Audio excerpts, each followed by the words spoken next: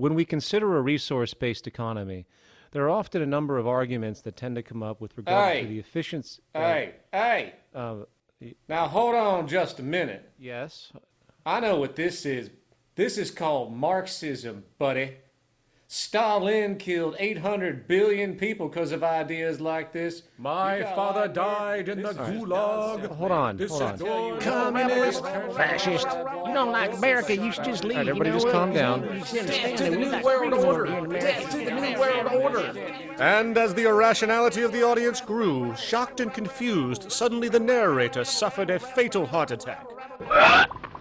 And the seemingly communist propaganda film was no more.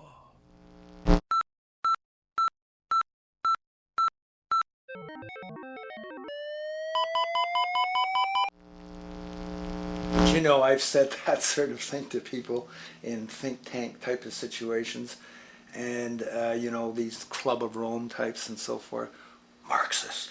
What Marxist? Where did that come from?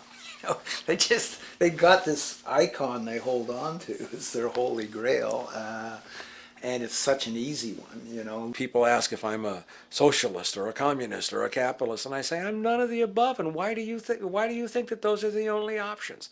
All of those political constructs were created by writers who assumed that we lived on a planet of infinite resources. Not a one of those political philosophies even contemplates that there might be a shortage of anything. I believe that communism, socialism, free enterprise, fascism are part of social evolution, that you can't take a giant step from one culture to another, but they're in-between systems. Before there's any ism, we've got a life ground, and the life ground is, as I just described most easily, it's all the conditions required to take your next breath, and that involves the air you breathe, the water you get, the safety you have, the education you can access, all these things that we share and use and that no life in any culture can do without. So we've got to reset down to the life ground, and the life ground is no longer any ism. It's life value analysis.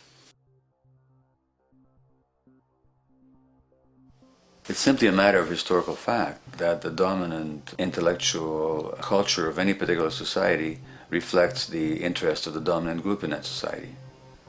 In a slave-owning society, the beliefs about human beings and human rights and so on will reflect the needs of the slave owners.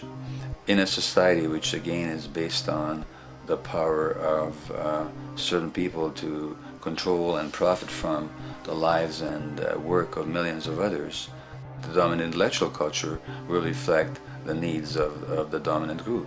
And so that if you look across the board, the ideas that pervade psychology and sociology and history and political economy and political science fundamentally reflect certain elite interests. And the academics who question that too much tend to get shunted to the side or to be seen as sort of radicals. The dominant values of a culture tend to support and perpetuate what is rewarded by that culture. And in a society where success and status is measured by material wealth, not social contribution, it is easy to see why the state of the world is what it is today. We are dealing with a values system disorder, completely denatured, where the priority of personal and social health have become secondary to the detrimental notions of artificial wealth and limitless growth. And like a virus, this disorder now permeates every facet of government, news media, entertainment, and even academia. And built into its structure are mechanisms of protection from anything that might interfere. Disciples of the monetary market religion, the self-appointed guardians of the status quo, constantly seek out ways to avoid any form of thought which might interfere with their beliefs, the most common of which are projected dualities. If you are not a Republican, you must be a Democrat. If you are not a Christian, you might be a Satanist. And if you feel society can be greatly improved to consider perhaps, I don't know, taking care of everyone, you're just a utopianist.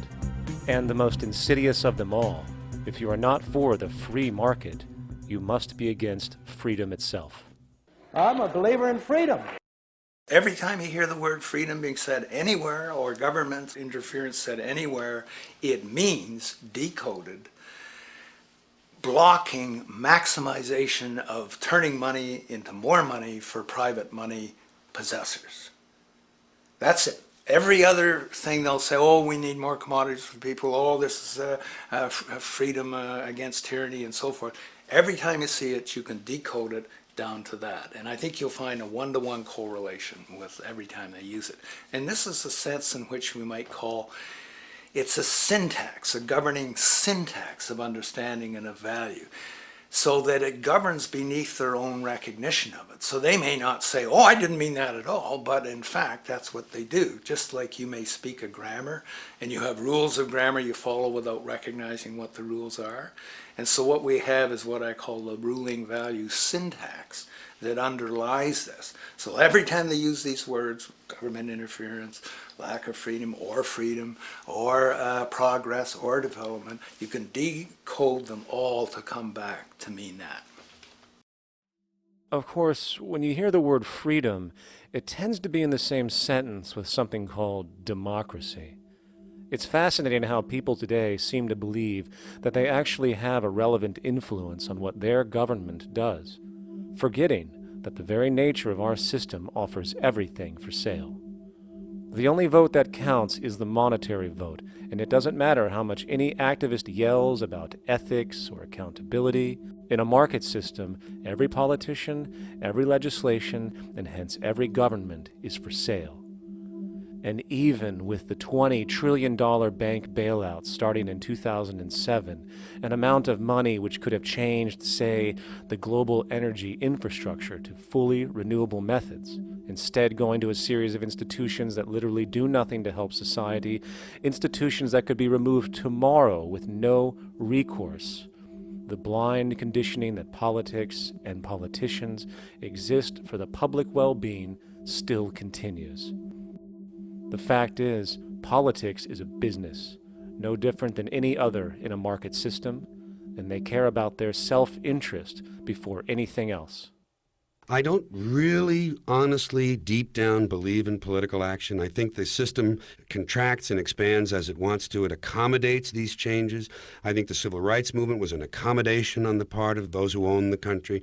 I think they see where their self-interest lies. They see a certain amount of freedom seems good, an illusion of liberty. Give these people a voting day every year so that they'll have the illusion of meaningless choice.